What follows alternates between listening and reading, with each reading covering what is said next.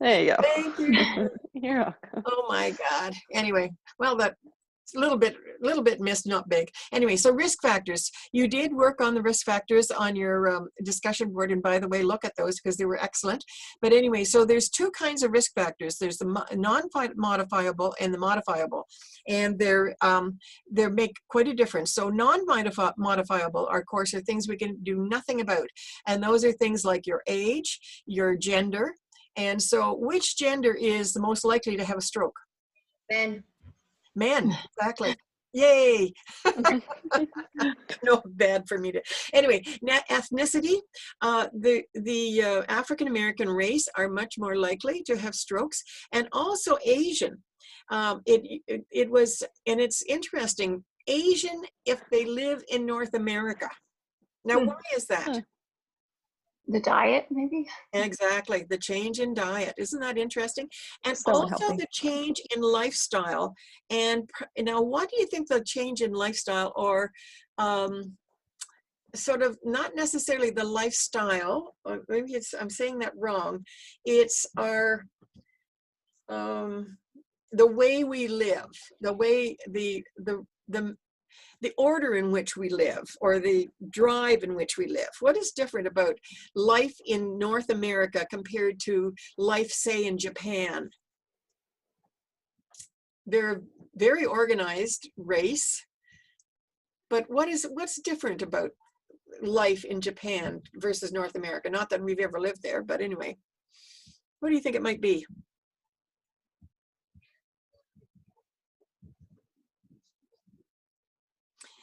It's the competitiveness and the drivenness and the fact that we live for work in North America. And they actually, there's a much more simplistic life, even though they are definitely much more,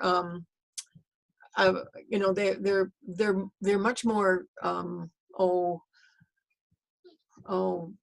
they're further ahead of us in technology and that sort of stuff, but they're not driven by the need for getting better things for personal use, like, whereas for, you know, sort of North Americans were all driven about, you know, better food, and you know, so like we're just a much more driven society than. And so when our people come from Europe and from Asia and move here, they become much more driven, and that lifestyle is actually changing their risk factors towards cardiovascular disease. And that's been researched, and it's really quite interesting. So it's the food and but many people stick to their own diet, but unfortunately they actually get into the same rat race that we live in. I don't know any different, but anyway. And then, of course, heredity. If you have a family who has a history of cardiovascular, whether it's heart or stroke, you are at risk. It doesn't matter how skinny you are. It doesn't matter if you don't eat fat foods, even if you don't have any history of high cholesterol, you are at risk. So just take that. If you have, and that's why doing that health history on someone, you know, and looking at the fact that your grandfather died of a heart attack and your father died of a heart attack, you're at risk, even though you're a female. You've got to keep that in mind. And your siblings are at risk. So family history is at risk whether we like it or not. So that's really, really important to remember. And so basically heredity and family history is really, really important. And it just runs right through the, right through your, you know, if you just map your lifestyle. Now cancer is the same. But anyway, and low birth weight. So if people or infants that are born at a very low birth weight have a higher propensity for having strokes, which is quite interesting. And I don't know the research behind that. So so you know, I don't know the rationale for it, I should say. And then, of course, the modifiable things are anybody who has high blood pressure. So that is modifiable.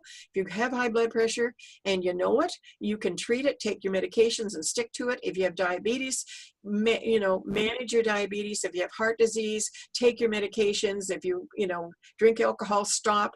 If you're on oral contraceptives and you're at high risk, if you are overweight, then you really should think about taking oral contraceptives. Physical inactivity, if you smoke, and being overweight in general. Okay, so all those things are manageable, and you need to really think about it if you're trying to avoid stroke or heart disease. And basically, then I told you that ischemic and hemorrhagic are the two different kinds. And then we have the thrombolytic stroke, which is where a clot actually forms in the bloodstream and actually breaks off, and then of course plugs the actual artery, versus so that's a thrombus basically. So it could be a piece of this plaque that actually breaks off as well and plugs it, or it just could be that we actually form a clot that actually plugs, or the artery actually bursts itself. Which one is, what disease do you think causes a hemorrhagic stroke? What kind of a disease causes a hemorrhagic stroke? Which one of those symptoms, those controllable symptoms might have caused a hemorrhagic stroke? Hypertension? Absolutely. So if you have hypertension, you are very, very prone to a hemorrhagic stroke. So keep that in mind as well. So if you know somebody who has hypertension and they're not, especially the young, and they're not treating it, then they're very much prone to a hemorrhagic stroke. And what do we know? The outcomes of a hemorrhagic stroke, they're very, very there's nothing we can do about it basically. And so an ischemic stroke, basically 87% of all strokes are ischemic. And there's the two kinds, thrombotic and embolotic, and those are things to know for your exam. And a TIA is just that temporary ischemic attack, which lasts up to an hour. And basically, those are the same symptoms as a regular stroke. They could have complete paralysis of one side. They may not be able to speak. They may have,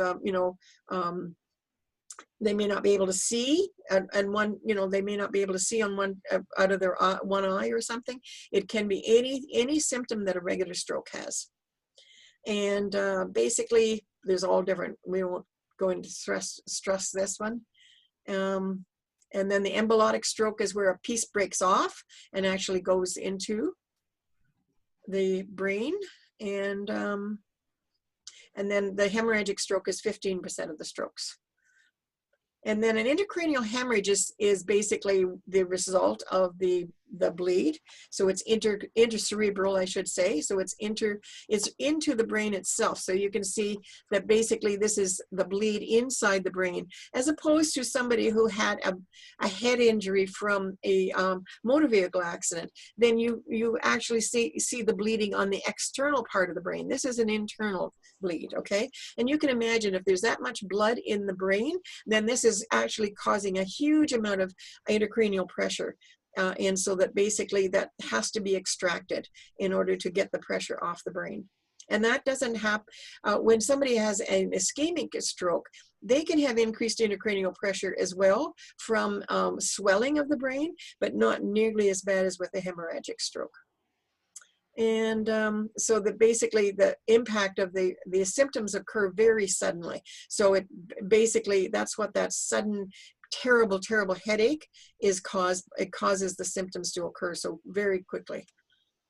And basically the impact, the other thing is the headache and nausea and vomiting. Just like if you have a migraine headache, you know how if you have migraines, or if you know about people with migraines, they usually have nausea and vomiting, and they will lose consciousness, and patients with these hemorrhages will lose consciousness fairly quickly. And a subarachnoid hemorrhage is caused by a ruptured aneurysm. So that's a different kind of hemorrhage. And basically that's the same thing, the worst headache. And now we're just going to go on to the clinical manifestations, or how do they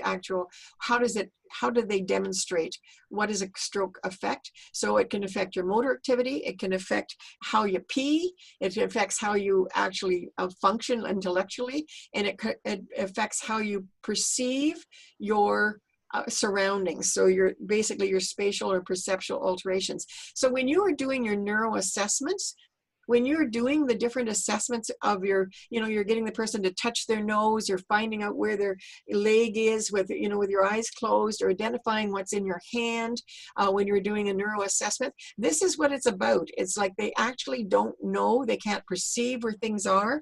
When you're looking for, you're testing their vision and doing, fields of gaze, that sort of stuff. It's all about these different types of body functions that have been altered by stroke or other neurological damage. And it also affects your personality. It affects your affect. Many of our stroke patients are weepy all the time.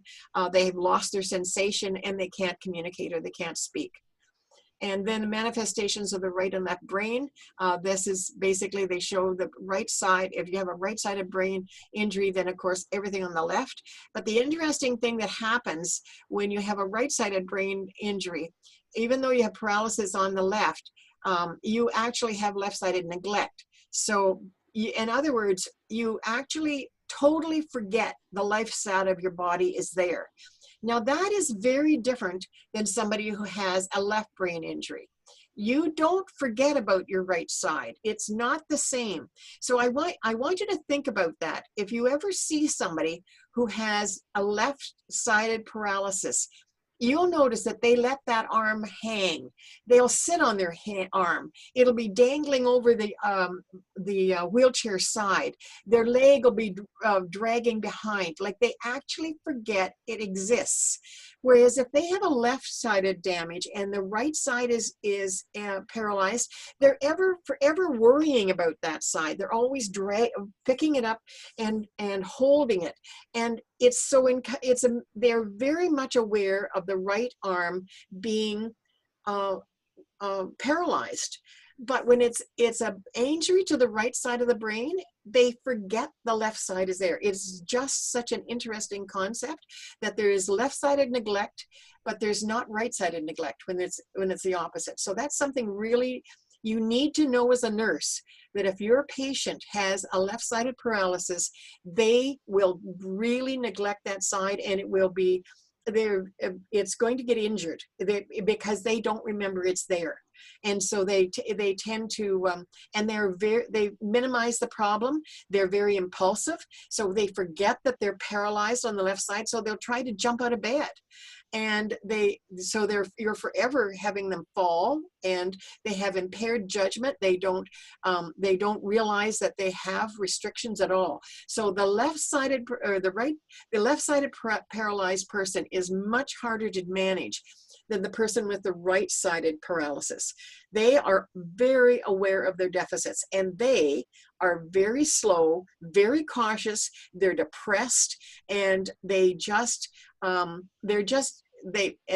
often have language problems as well. So it's the two-sided, they're so different when those individuals when you have brain injuries on those different sides. And it's interesting to just be aware of it as you go forward in your nursing career and you're dealing with patients with those strokes on those sides. You have to nurse them differently because they are very, very different in their internal mind. They really are completely different. They're not the same at all.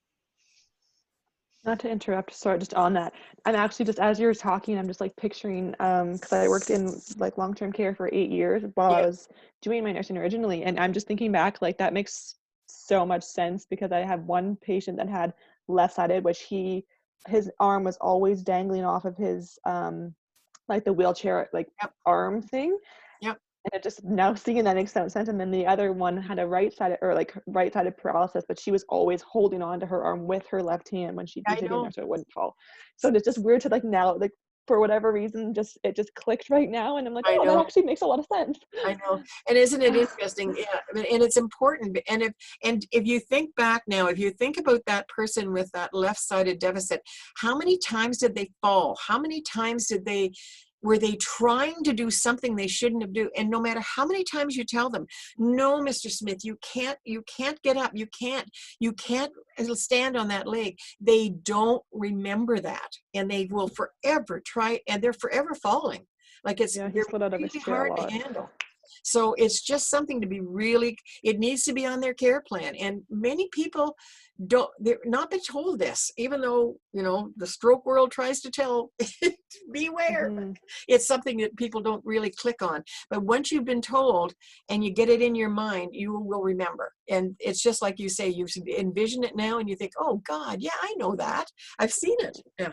Yeah, but just because they're both so different, because he was left-sided paralysis and having that, and his speech was so like hard to understand him. But then on her, like she was always making sure like she would hold on to her arm and we would roll her over and whatever. And she was very monotone, like, hello, my name is Mr. Yeah. Smith, like, you know, and she just was like very, so that, I don't know, whatever reason, it just clicked for me right now. So that's just Yeah. very interesting to Good. see that. Good. Anyway, so that now the motor function, of course, is it could be mobility, it can be respiratory function. They can have difficulty swallowing. So that all stroke patients are assessed for swallowing and speech. They can lose their gag reflex. And so basically they have loss of voluntary movement sometimes, then sometimes they don't. They have alterations in muscle tone and their reflexes are altered. So they really, you know, they do struggle, but it can be helped with physiotherapy. So all of it can be retrained, but it does take time. That's the problem. But patients with aphasia are really one of the, basically it's damage to the dominant hemisphere. So if it's, you know, if your dominant hemisphere is the right or the left, depending on which it is, if, you know, once again, it has to be the dominant hemisphere. So if you're right-sided dominant, then if basically you will have aphasia. If you have, you know, if you have injury to your right side, then you'll have an aphasia. If your dominant hemisphere is the left side, then, and you have injury there, you'll have aphasia. So for your language center, it is the dominant hemisphere where the aphasia is affected, or the language is affected. Okay. And so dysphagia is a difficulty forming language, and so basically you can have the four characteristics of dysphagia. It's expressive speech or receptive, or it could be global or amnesic. But so what you'll see is expressive is I can't say what I want to say. Okay, so I know what I want to say, but I can't say it. So I say the wrong words. That's expressive aphasia. Receptive is I can't understand what you're saying. So I may say normal words, but I don't understand. So you can't always tell whether I'm getting because I may say like yes, yes, yes, no, no, no. And so I may appear to be saying understanding, but I may have a receptive aphasia, meaning I don't really understand what you're asking me, right? And global, unfortunately, is I neither understand nor can I express. And so it's like locked in syndrome. I literally I cannot communicate with the outside world. So I do not know what's going on and you can't reach me. And that is the worst, the worst, the worst, the worst possible syndrome. And God help me if that ever happens to me, is all I have to say, because they're conscious, but they are locked in. They cannot communicate in any form, and they're just, and you will see, I mean, it's not that often, but it's just a horrible, horrible thing. And it's very difficult to reach them, because for expressive and receptive, you can use sign language, you can use pictographs and things like that to actually reach them. But boy, global aphasia, you can't reach them at all. It's just, it just makes me weep. I don't even talk about it anymore. Anyway, I've worked a lot with strokes for 5 years, and it was like, oh, I guess it was 10 years, but anyway, so impairments can involve, they're able to pronounce and articulate and that sort of thing. It's their tongue and throat muscles get affected. And of course, they also, remember, their emotions get exaggerated. So you'll find that they will weep a lot, or maybe have inappropriate emotions. Their memory and judgment are affected if it's a left-sided stroke, particularly if their memory problems will be related to their language. And if it's right-sided, their perception and spatial. So, for example, so it's happening to their left side of their brain. So you'll see them going down the hall in their wheelchair, and they keep running into the wall because they don't know the wall's there. Like, they honestly don't. That's that spatial perception again. They actually don't, because they're not aware of the left side of the world. They just keep. It's like if there's no left side to their world, and you have to teach them to look to the left, right? And because only the right side of their brain is functioning, sort of thing.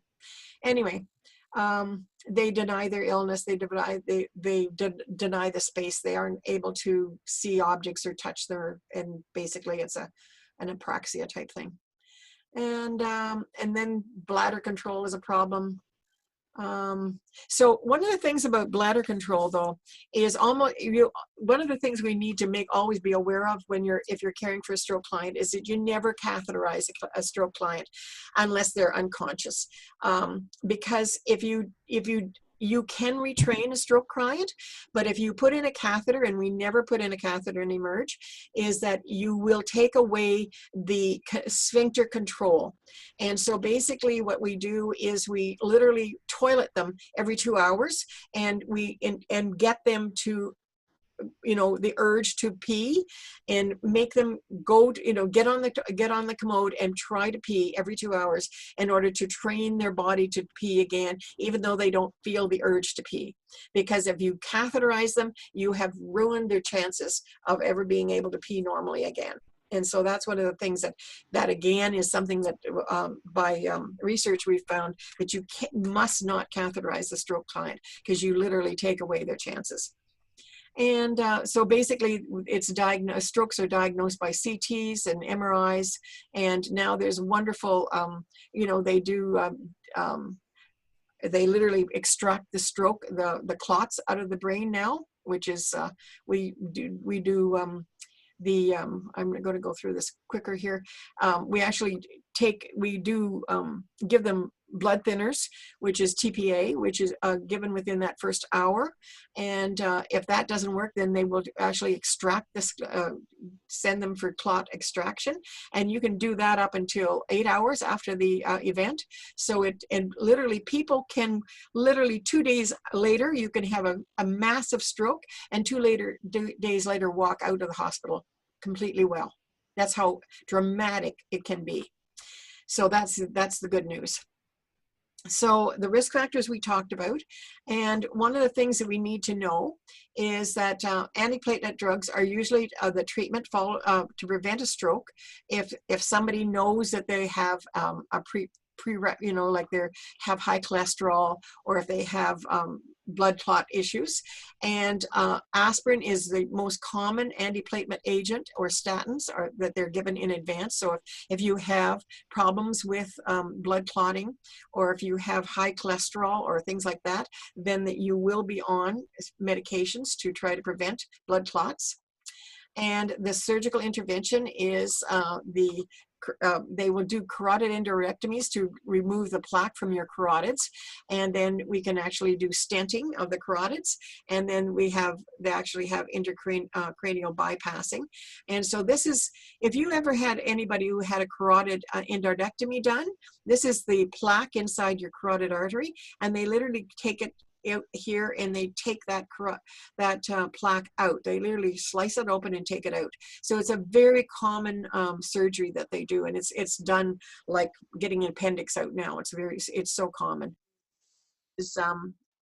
Are you not sharing? Am I not? Nothing happened. No, you're not sharing. Are you still on? No. Are you guys still on? Yep. Yep. Okay. Yep. Yeah, something happened to my thing here that said it stopped sharing, so I just wanted to make sure you were still on. Anyway, so they put in this little catheter, and then they blow up this balloon, and it actually breaks up the plaque as well. So that's a stent, and they actually do that in coronary arteries as well. So these are stentings, and You're still not sharing. And then basically we're just gonna. These are the symptoms so when somebody is having a stroke, They will have facial drooping. So what are the signs? This is something else that's on the exam. Is what are the signs of a stroke? There's a new acronym out there, and if you have, there are something that you would actually. There's 3 things that you should call 911 for. What is it?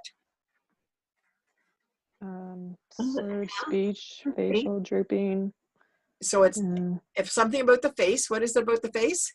Smile. drooping. Drooping. Yeah, like the So smile, face is yeah. drooping. And then there's a A. What does the A stand for? That's the aphasia? No, No? something about your arm. Oh, if you can't raise them. Yeah, Oh. arm weakness. Okay. And then S. Slurred speech. Speech, slurred speech or mumbling speech. So if your face is drooping, if you can't lift your arm, or if you have weakness in your arm, or if your speech is slurred, you call 911. And so it's FAST. This acronym is FAST. F-A-S-T. Call 911. It's time to call 911. And you do not take the patient to hospital. You call 911. Why would you call 911? Instead of taking, what if you're only a mile away from the hospital? Why would you call the ambulance instead of going to the hospital? Because they have the new paramedics now that have the advanced direct, like I can't remember what it's called, advanced something, and they can actually give you the medications at your Right. home as they're transferring you to the hospital. Okay, so so first of all, they actually can patch ahead to the hospital and say we're coming, which gets the stroke team into the emergency department waiting for you, because remember, you got 1 hour, right? And the second thing is, not all hospitals have a stroke team. So you may be only 1 hour from the hospital, or you could be 10 minutes from the hospital. But if your hospital doesn't have a stroke team, you are going to be bypassed from that hospital and go to the nearest hospital that does have a stroke team. So, for example, in Simcoe County, where I live, Royal Victoria Hospital in Barrie is the only place where there's a stroke team. So if you live in Collingwood, or if you live in Alliston, or if you live in Midland, or Aurelia, or anywhere around Barrie, you would have to come to a Barrie. You would not go to any of those other little hospitals because there's no stroke team, and that would only delay you'd be brought into the emerge, and you'd be assessed there, and that would be delaying your time. So the emergency ambulance system knows that if you're a stroke, they would assess you, know you're a stroke, and take you directly to Barrie, bypass your original hospital. And you see, even in Alliston, you'd say, well, I'd be closer to South Lake. No, South Lake does not have a stroke center. They would bring you to Barrie, because the next closest place is Richmond Hill. So there are only 12 stroke centers in Ontario, and that's the way they're divided up. So just so you know, you always call an ambulance, because they know where they're going. So do not drive your patient to the nearest hospital. The nearest, just a question, what if the nearest hospital is over an hour away? It's still better. At least you're being treated though, right? Like you have Yeah. someone to And treat so, you. and basically, you really do have 4 hours. We talk about the golden hour, but you do have 4 hours to get your. That's what I thought. Yeah. My aunt was very young, she was 43 when she had a stroke, and she lived in a very rural place, but in the closest hospital was 2 hours away. Yeah. It took her about a couple of years, but in about 2 years, she was back to, even now she no longer has any paralysis, but the Good for her. closest hospital for her was 2 hours away. Wow, isn't that something? Good. That's why I thought, well, I know the books all say an hour, but I know just with Yeah.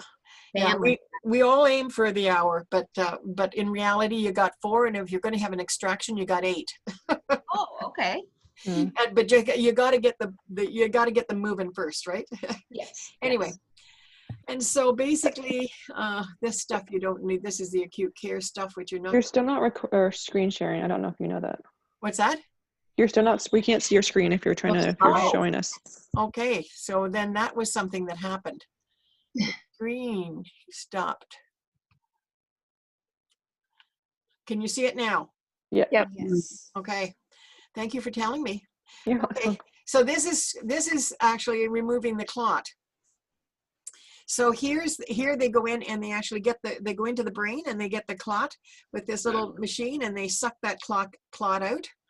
And so basically there's no longer a clot in there. So it's really, this has happened in the last,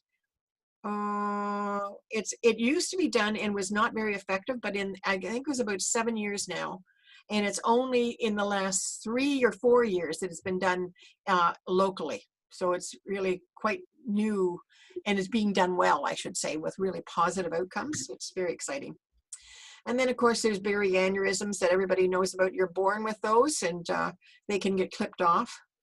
And basically, so in rehabilitation, basically, the things that I want to mention to you is what happens, what are some of the most common side effects that can happen from a stroke during rehabilitation.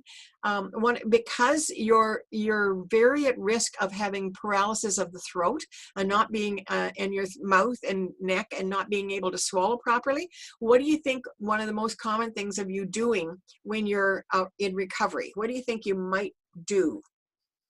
What might be one of the things that might happen when you're recovering if you can't swallow properly? You're drooling? Yeah, but that wouldn't hurt you so much. What would cause me a real problem internally if I don't swallow properly? Asphyxiation. Huh? Choke? No, if I can't swallow properly and it goes down the wrong way, where would it go? Oh. The airway. Into my airway. And what happens if something goes down to my airway? It can die. Well, I get pneumonia. That's the first thing, right? So Okay. I aspirate into my airway, which is saliva, right? So saliva contains all sorts of bacteria, and it's innocent. Nobody knows it's happened. It's just because I don't have a cough reflex. So these people that have stroked, they have poor cough reflex. They don't gag. They don't cough, and so they drool saliva down into their airway. And so the saliva is in the lungs, and now we develop pneumonia. And what is the most common cause of death of people that are lying in bed? Do you know what it is? And what's killing everybody in COVID-19? Pneumonia. Pneumonia. And so the most common cause of death following a stroke is pneumonia. So when you're caring for a patient post-stroke, really the risk factor that we have to watch out for is pneumonia. And do they have any problem with swallowing? Are they aspirating? And you really, really have to watch for that. We always look for risk factors of the fact, are they having another stroke? That's pretty dramatic. We see that very easily, but it's the things like aspiration that are the things that we often don't see. And then we have, information here about how to assess for a stroke. And then there's the elimination and how you mobilize them. There's all that information is on there. And there's some really good stuff on how do you mobilize people. Then we're not going to put anybody's endotracheal tube on. And how often do you take their vital signs? And how do you roll them, and all that information is on here, but that's not going to be on your exam. And this is spatial neglect. This basic here, this is spatial perceptions. And so this is giving you an example of somebody who actually they sit down at the table, and if you have spatial neglect, you don't see this half of your table at all. It may be here, but they don't see it. So you literally have to remind the patient that, you've got a napkin over here, you have a spoon over here, you have food over here, and you have to literally teach them to look to the opposite side as well. And the family have to be taught all of this as well. So it's a huge amount of health teaching and education for everyone involved. And so balance, weight, and there's all sorts of utensils that are special for patients. And I think that is the most of that. And these are just questions. Okay, so. So I'm just going to ask you this. So a 73-year-old man is admitted to hospital with right-sided paralysis and expressive aphasia, meaning he can't tell you what he wants. He's been experiencing periods of confusion and right-sided weakness and slurred speech for several weeks. Isn't that good news? Means he can't get TPA.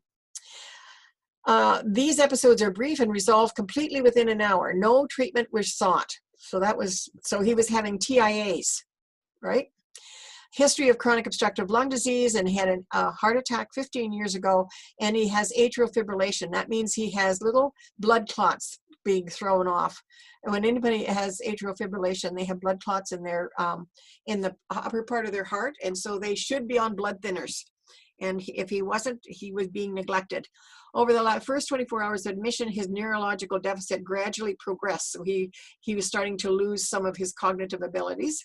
On day 2, his right-sided, became flaccid on paralysis with global aphasia. Oh my God. So, study question. What is probably the cause of his stroke? So I've already told you. What do you think his cause of his stroke is? What did I tell you he was having? He had the TIAs. He had TIAs, and what were they caused by? Clots. Atrial fibrillation. And what does atrial fibrillation cause? Blood clots. Blood clots. Embolic. So the cause of his stroke was blood clots from the atrial fibrillation. Anytime you have atrial fibrillation, you should be on blood thinners because you have blood clots being thrown off by your heart. And so anybody who has atrial fib always needs to be on blood thinners. So the cause of his stroke is atrial fib. And so should this stroke have been prevented? Could it have been prevented? Absolutely. Could have been treated, yeah. He should have been on anticoagulants. And what is the priority nursing intervention for him? Well, help him adjust to what the doctor forgot to do for him, frankly. What is the teaching will the nurse need to do for him and his family? Well, they should be taught about rehabilitation, but basically also if he's put on blood thinners now, to make sure that he takes his blood thinners regularly and assesses his the level of his blood thinning. And so we won't go into the next one, but it just gives you an idea of how frail our population are if the doctors don't treat them properly. Anyway, so the other thing that I want you to be aware of, and I'm just going to show this to you, is there is these Word documents, and I'm not sure that everybody have you all looked at these Word documents and the Word and the actual, have you listened to the actual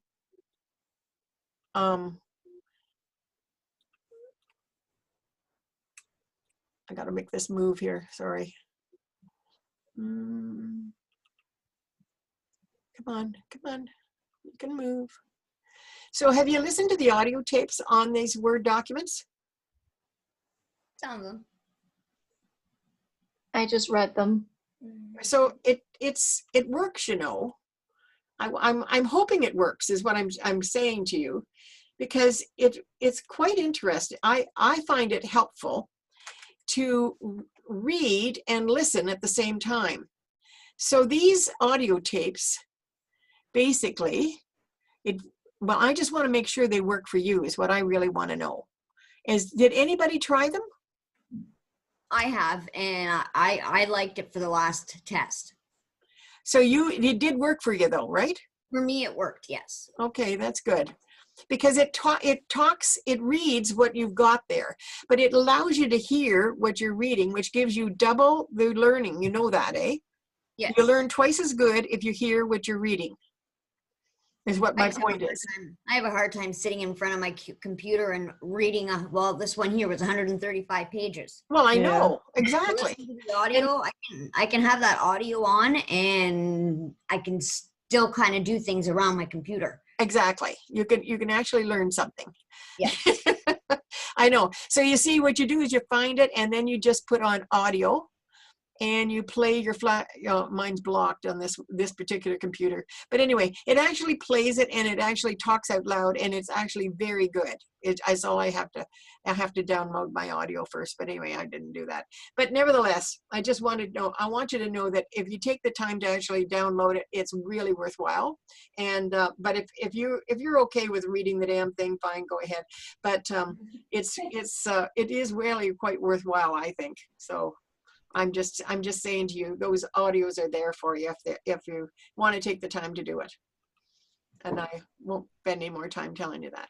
The other thing that I want you to be, I don't know whether you opened those links that were on that particular week, but these links to the best practices, these are the leading edge information about stroke.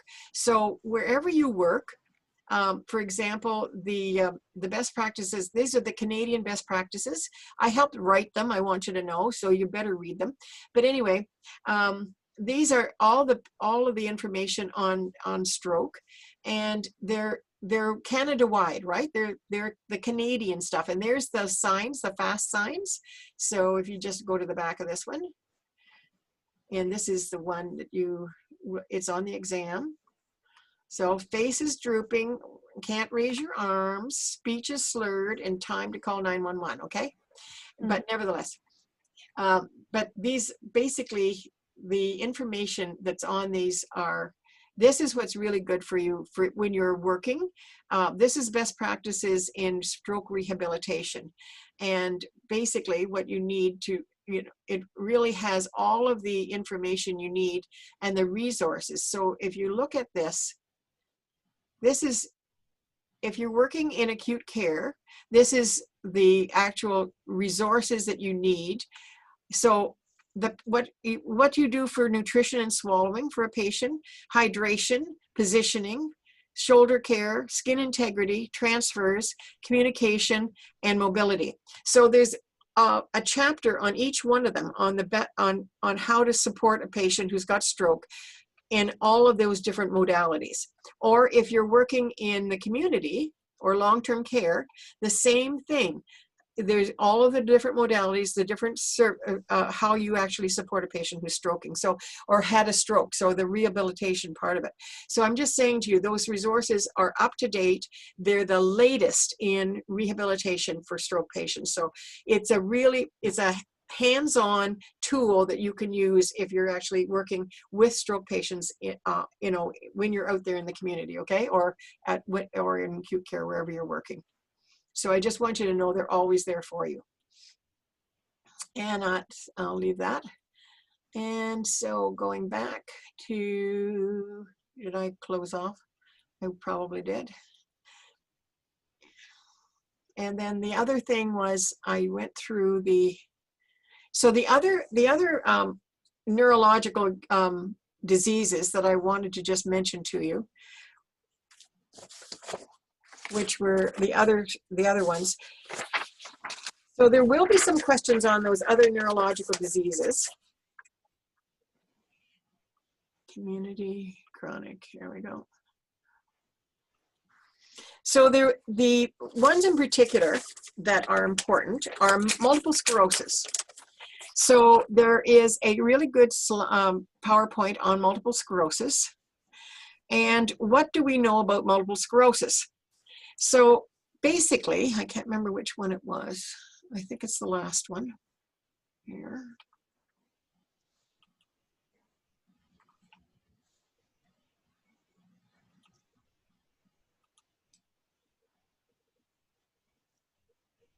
And then there's one, yeah, this is multiple sclerosis, okay. There's one on Parkinson's as well. And so those are the two main ones that I want you to pay attention to, because those are the biggies. And just let me go to the slideshow. So what are the things that we need to know about multiple sclerosis? So first of all, you know that it's disseminating demyelination of the brain and the spinal cord. So we literally demyelinate the nerve fibers is what's happened, right? And it usually starts around 30 years of age, and it affects women more than men. Know that, right? You need to know that. And it's usually the other thing that's important to know, that it's an unknown cause, but it's related to environment. They think there's a viral, infectious viral component to it, and they believe it's a vitamin D deficiency. So what does that mean? It means that it's more common in the northern hemisphere because we get less sunlight. Now, did you know that? No. It is very uncommon in the southern hemisphere, like down in, anything around the equator. It is almost unheard of to have for anybody to have MS if you live around the equator.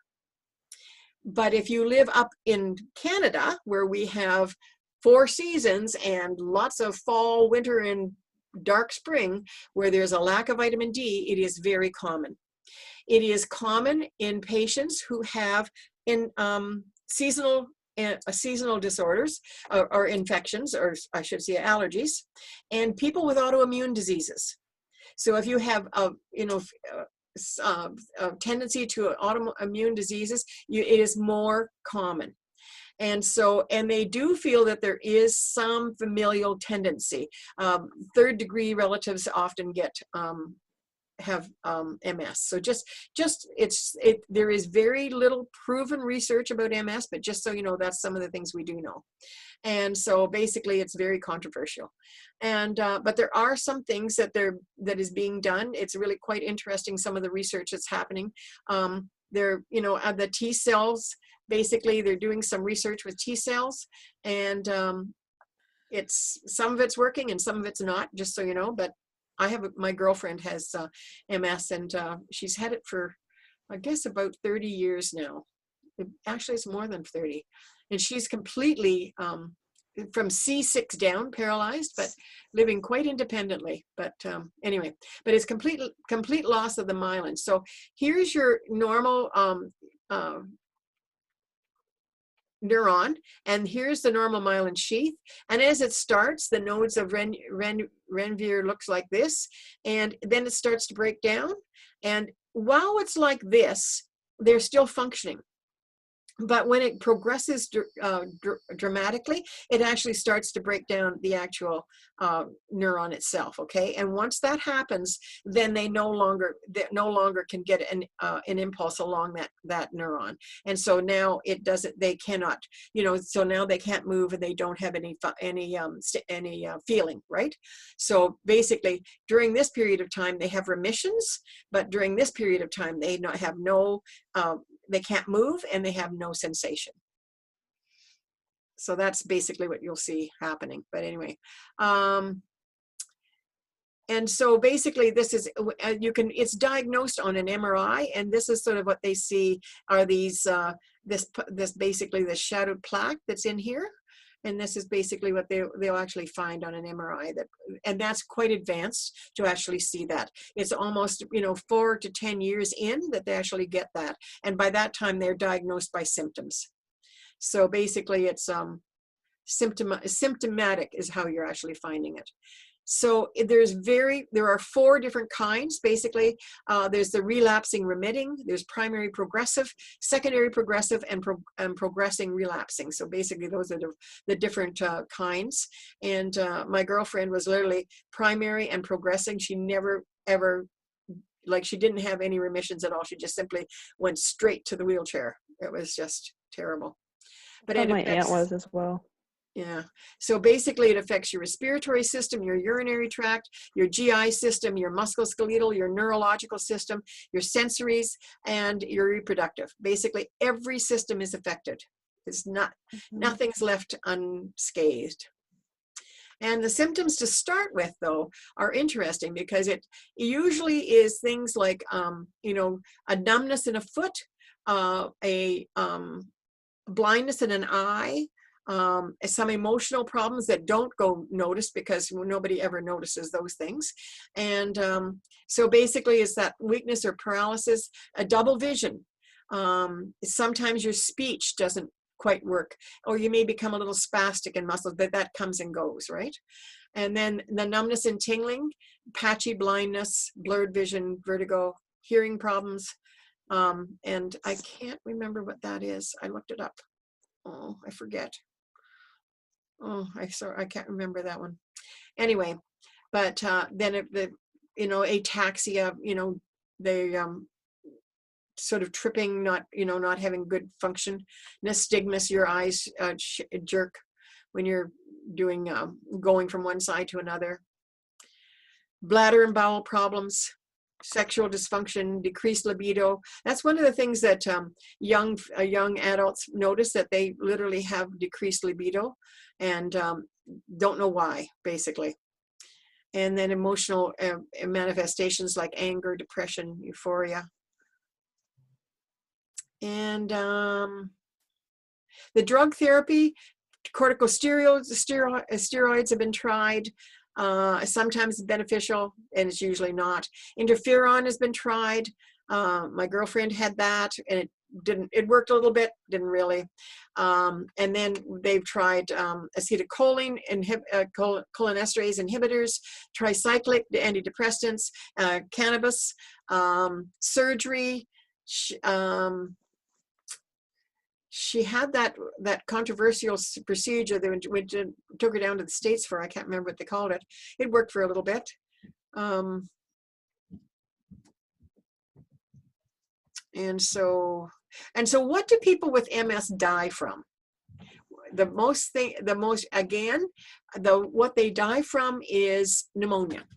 And the reason is they have paralysis of the diaphragm, and like it's muscle wasting and paralysis. It's progressive. It moves up their body, and basically, in Kathy's case, she has paralysis of the diaphragm and her chest muscles. So if she gets a cold, she has no capacity to cough, and so basically she cannot literally clear her lungs. So basically it's a respiratory death is what they have. And any fever, anything like that is just wastes them. So major complications. And so that is what you need to know about MS. It is a chronic debilitating disease. And so then the other one is Parkinson's. And which one is that? 3, I think. And so what do we know about Parkinson's? It's 61-2. Is it 2? Okay. Yeah, seizures is 3. I saw them open, so I was just going through them today. So that's the other one that I want you to give an eye to. Okay, yeah.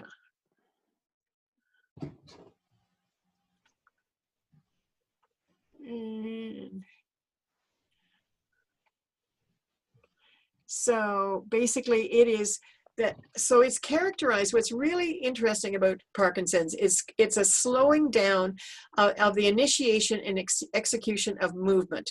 So when you think about and see someone who has Parkinson's, you actually have increased muscle tone and tremor at rest and impaired postural reflexes. So they when they want to move, they can't. It's like they're frozen. And that's the increased muscle tone. And then they try to move, and they've got like cogwheel joint. It's like a jerking movement. So movement is really, really exhausting for them. And basically, it's usually in the 6th decade of life that they get it. It's more common in men. And basically it's an extrapyramidal disease, and the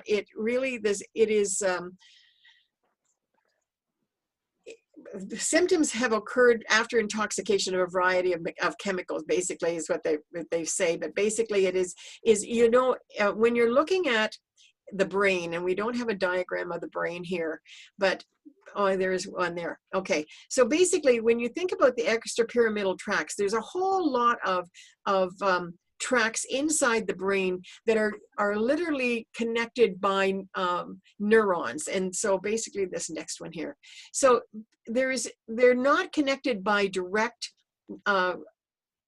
neurons themselves. It's the dopamine and the dopaminergic the GABA and all of this sort of stuff. It's intending the acetylcholine and everything.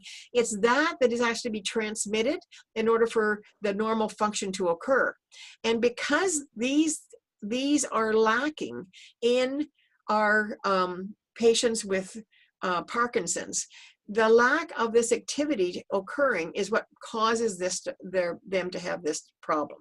So a relative excess of cholinergic activity produces the akinesis and rigidity, and a relative excess of dopaminergic activity produces involuntary movement. So the neurons in this particular area contain GABA and possible control of dopaminergic neurons, and basically through that particular feedback. So basically, there's a whole they're being bombarded with a whole chemical reaction that is interfering with their muscles' normal motor activity, and so they are given drugs to try to control that. Okay, so the classic triad of Parkinson's is tremor, so tremor at rest, rigidity, and bradykinesis. In other words, tired and slow movement. Okay, so that's something you need to go. It's gradual and insidious, and then what they're classical what you see is they tremor at rest, their movements are rigid and they're slow. Okay, that's the classical manifestations.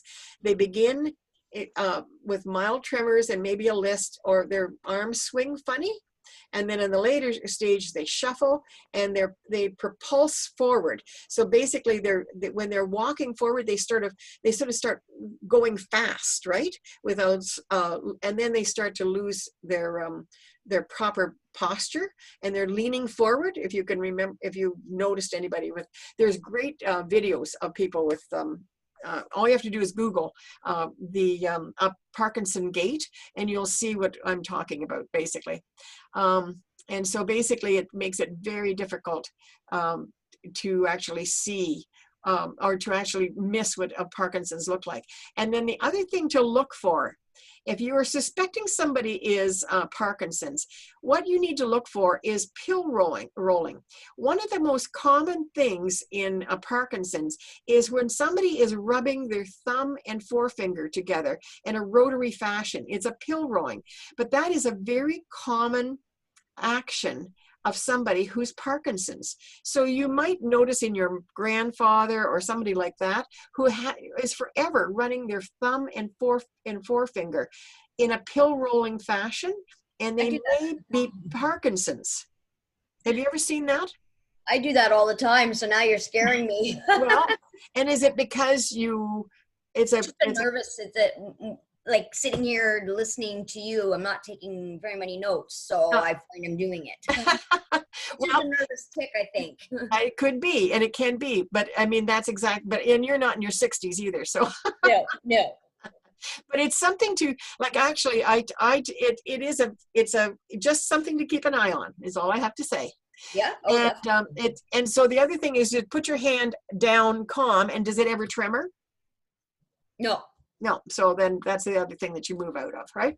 Yes. And so in rigidity it's when you're increased resistance for passive motion, right? So if you're doing passive, if you're just passive, in other words, if I'm taking your arm and I'm moving it back and forth, you can't stop resisting me. That is Parkinson's. Rigidity, when you're actually someone else is trying to move you and it becomes very jerky. Okay, which is the cogwheel movement. So you don't have nice smooth movement when you're moving your arm back and forth. That's the other common thing you see. So basically they complain of soreness and achy and tired of their spine and their legs and that sort of stuff. I'm watching my husband for this. I can tell you he has all these complaints. And so this is the shape. They have a blank facial expression, a forward tilt to their posture. They have slurred speech, a monotone voice, and really flat affect. They have a tremor, the short shuffling gait, and it just progresses. So basically, they are prone to depression, anxiety, fatigue, pain, and constipation, impotence, short memory, sleep problems, and dementia will follow dementia.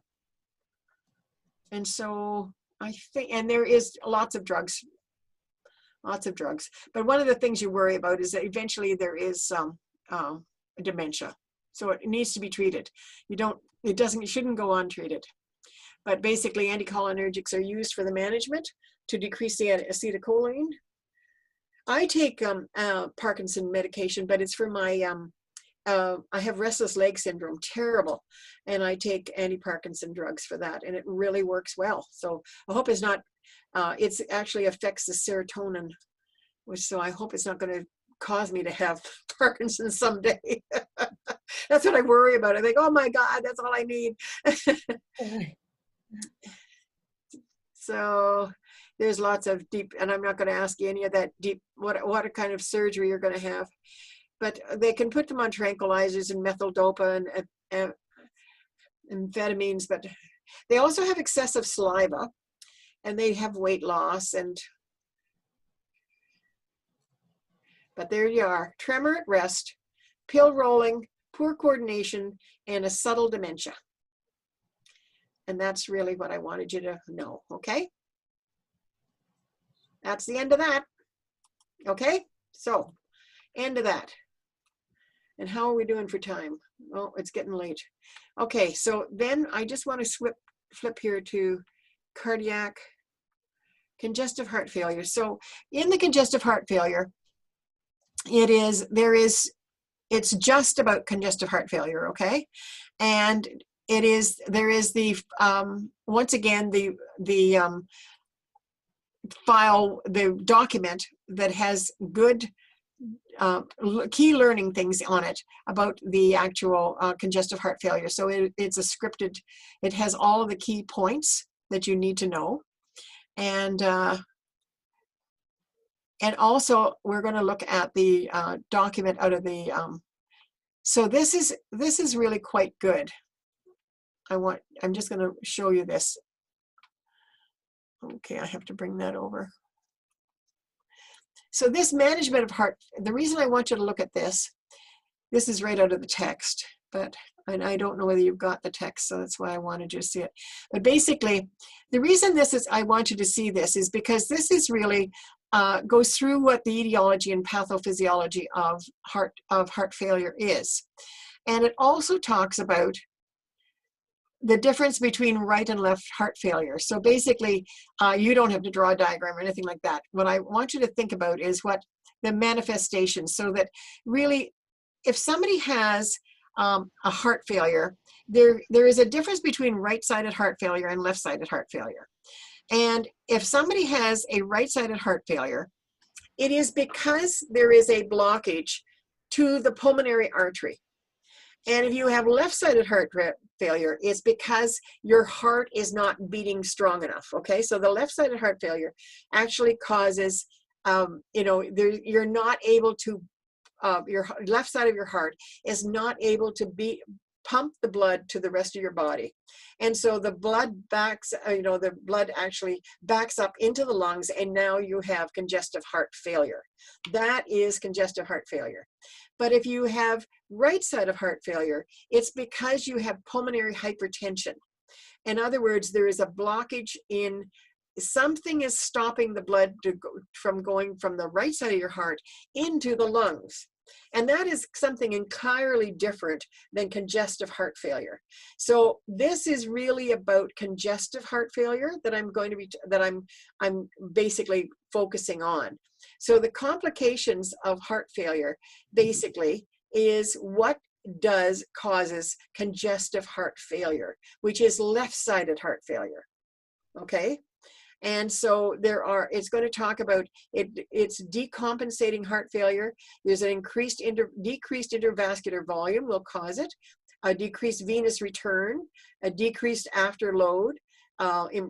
Basically we have to look at the exchange of blood gases. What will happen if the blood is not able to get out of the lungs? And so that basically there's congestion of blood in the lungs and we're not able to exchange the gas in the lungs. So we're going to have too much carbon dioxide in our blood completely, and we're not able to exchange it. And so we have to do something to improve our cardiac function. And so what are we going to do? So basically you need to think about what kind of drugs do we give. And so basically they're talking about you know, some of the non-therapeutic or pharmaceutical things are they put in, you know, they do a transplant, or they put in a pump, you know, they put which is not long lasting, I can assure you. But the things that we do for mostly is drugs. And so they're put on diuretics, they're put on angiotensin converting enzyme inhibitors, which is another drug. They're put on beta blockers or beta adrenergic blockers. They're put on inotropic drugs. And so you're going to see in your case study, the one that's in the case, you know, in the course pack, these are the kinds of drugs that they're actually put on. And these are the only drugs, basically, they will decrease the intravascular volume, they will decrease afterload, they'll improve cardiac function. So what are the actual kinds of drugs that the patient has to be put on in order to maintain them? So they're going to be quite a cocktail of drugs that the patient is put on. And what is your role in managing those patients? Is that watching their vital signs, watching their output, making sure that they're not, you know, that they're not toxic. You have to watch their kidney function. You have to watch their liver function. So basically, you're going to have to make sure that the patients are taking their drugs, that they know how to give their drugs, they know what the contraindications of them are. They have to watch their diet. They have to watch their weight.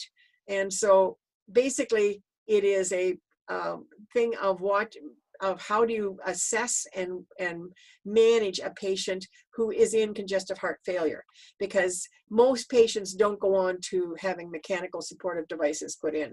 So it's a matter of end stage care for patients who have heart failure. And the heart, basically what can happen is they have to be managed on drugs. That's basically the only thing, unless they're going to get a heart transplant. And not too many people do. So that's what our little case study is, a patient who has congestive failure. And so we'll look at our little case study. Where are you? Did I not put it on here? Oh, I didn't. It wasn't that bright. So I will open it up. I'll move it over later.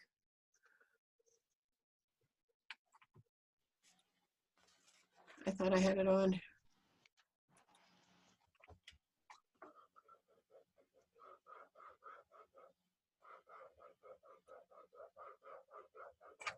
Every time I enable it, it jumps to my other computer screen.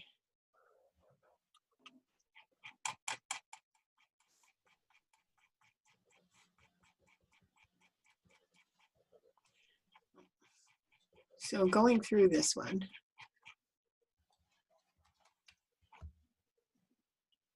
That's a rehab. There we are.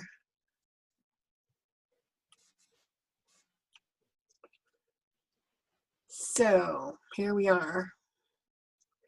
So the purpose of this one is to look at congestive heart failure. So we have this woman, 78 years old. Her husband, they lived together in a 2-story home 10 months ago, she had a heart attack.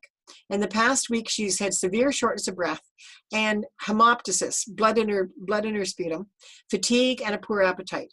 Now, the reason for that is so her heart is no longer beating strong enough to pump the blood out of her left ventricle. So it's backed up into her lungs. And now, so that's what's causing her shortness of breath. And it's so bad that the red blood cells are seeping out of the capillaries into her sputum. And she has, of course, because she has poor oxygenation, she's fatigued, which means that she, there's the poor oxygen to her brain causes the fatigue. And she has a poor appetite. The reason for the poor appetite is that it not only is it backed up into her lungs, but that is causing the right side of the heart to not be able to pump blood into the lungs, right?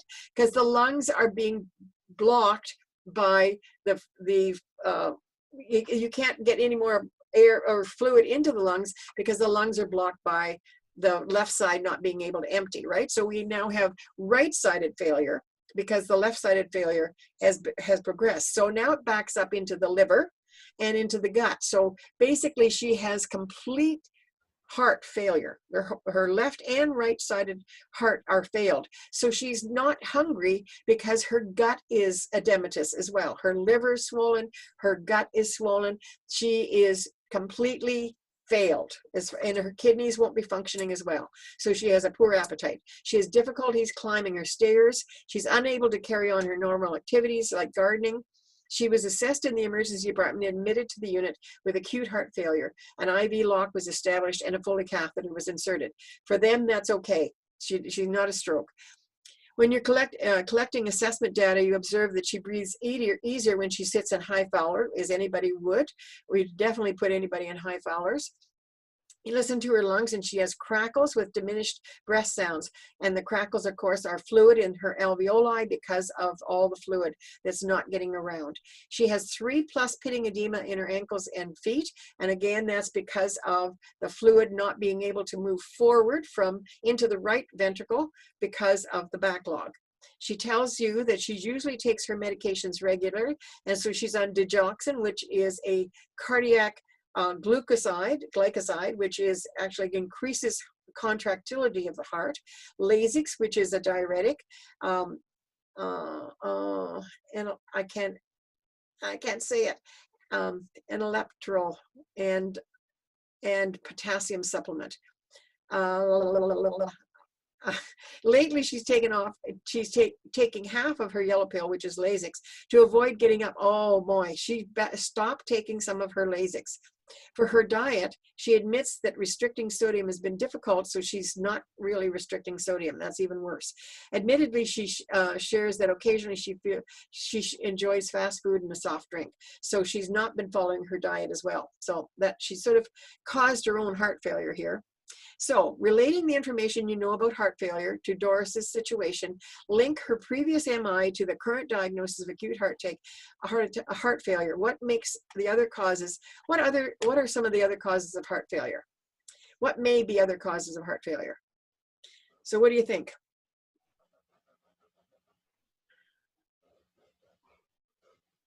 What else could cause heart failure besides the fact that she didn't take her diuretic? And she's been eating salt, and she's already had a heart attack. Anything else that could do it? Any ideas out there?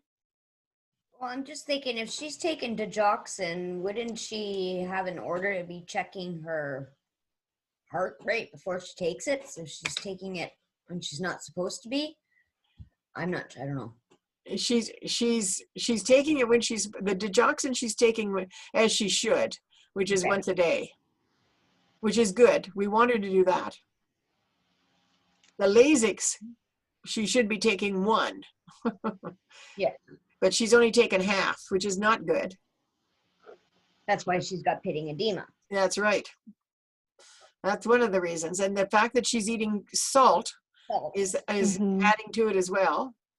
And so a soft drink is adding to it as well. And you can bet that fast foods have sodium in it. So we've got triple the dose of sodium here. I don't know if I missed it. Did it say, is she overweight or is she not overweight? They didn't tell us that. Yeah, they didn't tell us that. So no, like obviously, I mean, it says she's eating like not great. So if she could be obese because that was the cause of heart disease or she heart might failure. be. But I don't know. She may have been, the other reason for more failure, she might have had another heart attack, right? If she has increased damage to her heart, that would cause more failure. Yeah. as well. If she had any other previous diagnosis, like diabetes or anything like that. Yeah, they haven't shared that with us. Yeah, we don't know that. I don't think they've shared that with us. No, they didn't tell us anything about that. No.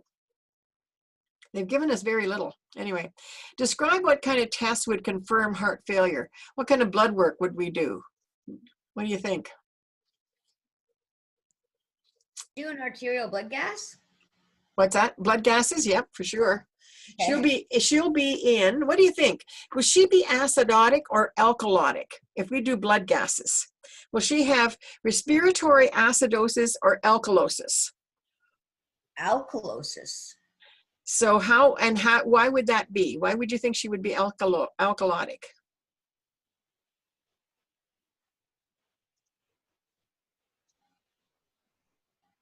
Go with your gut. If you breathe fast, you're blowing off carbon dioxide.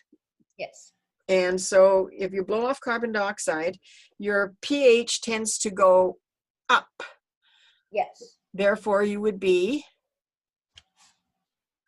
if your pH is up, are you alkalotic or acidotic? If your pH is up, you're acidotic then. No, you're alkalotic. You were right in the first. Yeah. Okay. Yeah.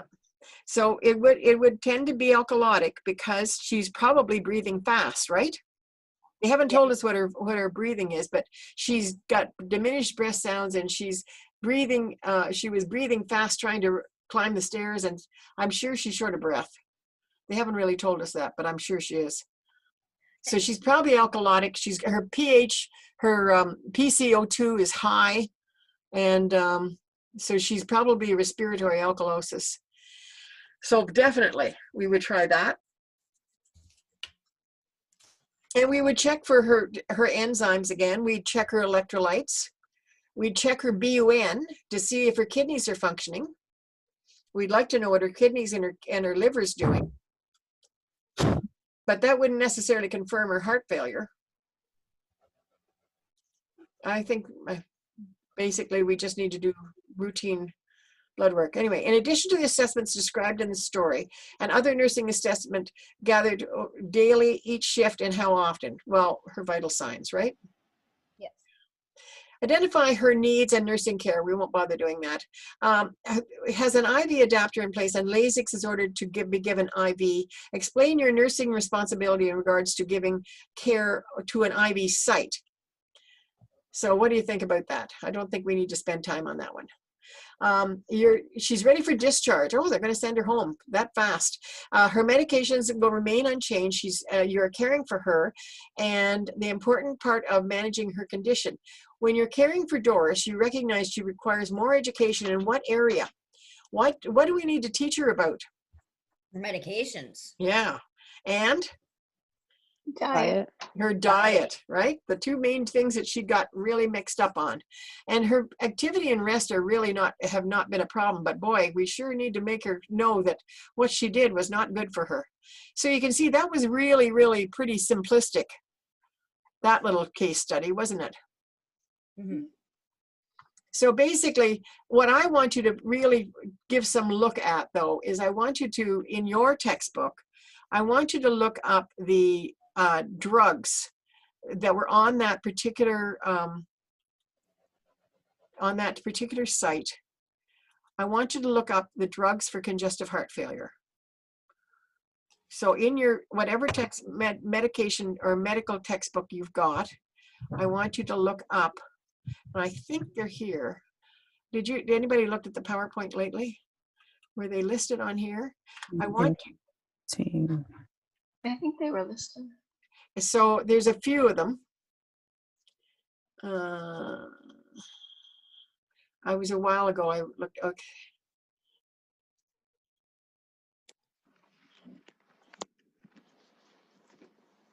So this goes through the process of congestive failure, which is quite good. And you don't need to know the different classifications of failure. just what it is. Okay, so here, so one of the things that you do need to know is morphine, for example, is really an excellent drug for congestive heart failure, because not only does it take away pain, but it also decreases your respiratory rate, which is what we want to have happen with congestive heart failure. Because you know, the faster they breathe, the more they become alkalotic, the more confused they become. And it really, so we want a person with congestive failure to actually slow down their breathing and make it slower and easier. So you're giving them oxygen and you're getting them to breathe slower and deeper. And that's why we make sure we always give our cardiac patients morphine. So that's something to remember. Morphine is the drug of choice for all of our, even though they're not having pain, we give them morphine. We all want to make them all drug addicts. Not really, but anyway. And so we give them inotropic therapy, which is dopamine, is dobutamide. So that was one of the ones I want you to look up, is dobutamide. And basically, where's the other one here? Are they not going to show me anymore? Must have been ahead of us here. So morphine, dobutamide. I want you to look up a beta blocker, but where the heck is it? I'll give it to you. I'll send it to you.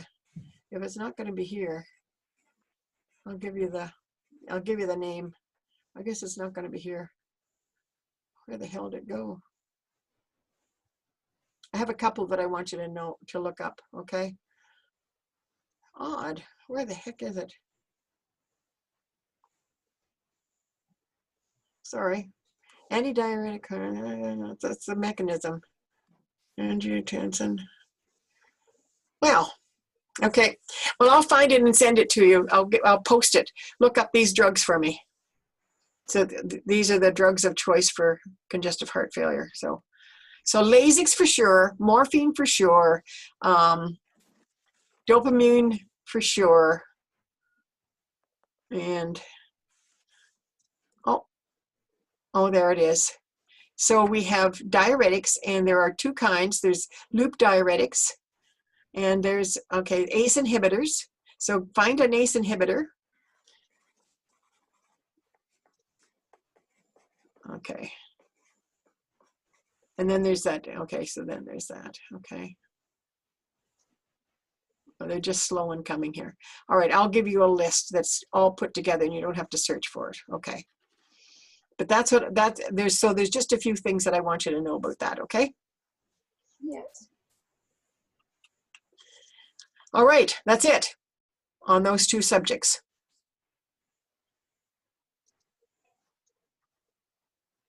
And so I think, I gotta look and see who's here now.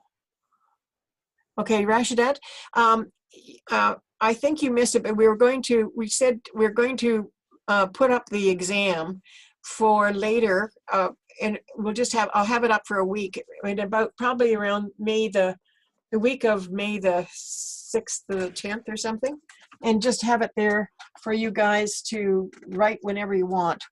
I don't care when you want. Okay. The final exam. And there isn't a third quiz, just so you know. Okay. All right. So, and anybody want to ask any other questions? And I will put up a review. I'll put that up very soon.